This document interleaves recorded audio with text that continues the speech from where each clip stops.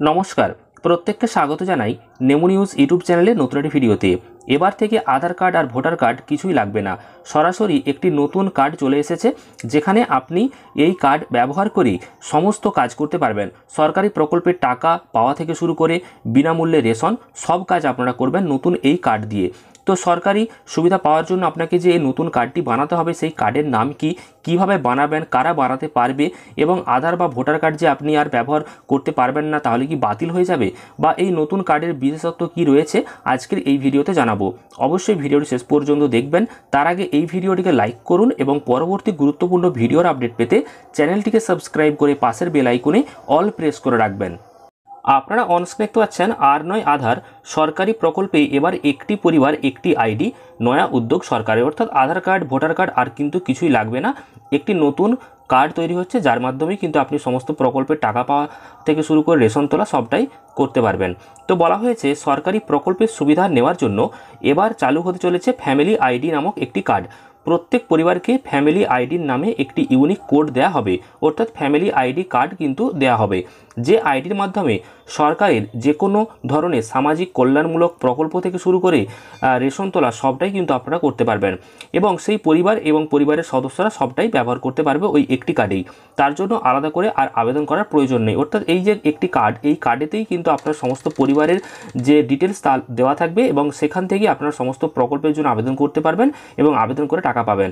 তো এছাড়াও বলা হয়েছে বর্তমানে যেভাবে যে কোনো ধরনের সরকারি প্রকল্পের নাম নথিভুক্ত করতে গেলেই আধার আইডির প্রয়োজন হয়, এবার থেকে এই প্রথার বদলে একটি ফ্যামিলি আইডি দেওয়া হবে সরকারের তরফ থেকে, এবং এই আইডি হবে 10টি সংখ্যা বা 10টি ডিজিটের। প্রত্যেক পরিবারের জন্য একটি করে আইডি থাকবে।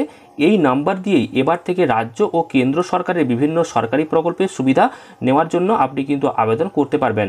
2024-এ কিন্তু লোকসভা ভোটের আগেই অনেক জায়গাতে এই কার্ড ঘরে ঘরে পৌঁছে দেওয়ার লক্ষ্যমাত্রা দিয়েছে, এবং বর্তমানে যেহেতু ভোট চলছে তো অনেকেই কিন্তু এই কার্ড পেয়েছে। বিশেষ করে জম্মু কাশ্মীর কিন্তু অনেকেই এই কার্ড পেয়েছে। এখানেই কিন্তু বলা হয়েছে সম্প্রতি গভর্নেন্স জম্মু কাশ্মীরের লেফটেন্যান্ট গভর্নর মনোজ সিনহা এবং হরিয়ানার মুখ্যমন্ত্রী মনোহর লাল খট্টার একটি ডিজিটাল ভিশন ডকুমেন্ট কিন্তু প্রকাশ করে, এবং যেখানে ফ্যামিলি কোড বা ফ্যামিলি আইডি দেওয়া হয়, এবং এটাকে অনেকে ইউনিক আলফা কোড নামেও কিন্তু চিনেছে, যার ভিত্তিতে নির্দিষ্ট একটি ডেটাবেস তৈরি হবে, এবং এই ডেটাবেসের মাধ্যমে আপনি সমস্ত কাজ পরবর্তীকালে করতে পারবেন। তো পশ্চিমবঙ্গ এই কার্ড আস্তে আস্তে চলে আসবে, ফ্যামিলি আইডি কার্ড, যেখানে একটি কার্ডেতেই আপনার সমস্ত পরিবারের যে ডিটেলস তা কিন্তু লোড থাকবে, এবং 10টি সংখ্যা থাকবে।